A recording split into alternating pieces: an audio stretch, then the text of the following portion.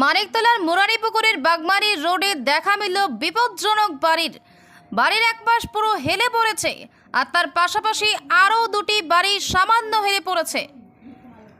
46C28, 46C29, 46C27, যার মধ্যে 46C29 এর বিপজ্জনক অবস্থা। আবাসিকেরা বলছেন এই বাড়ির বয়স 25 বছর এবং দীর্ঘ 18 থেকে 20 বছর এইভাবেই হেলে রয়েছে বাড়ি। কলকাতা পুরসভার তরফ থেকে 3টি বাড়ি তালিকার অন্তর্ভুক্ত করা হয়েছে এবং তাদেরকে নোটিশ দিতে পরামর্শ করা হয়েছিল ইঞ্জিনিয়ারদের পরামর্শ নেওয়ার জন্য।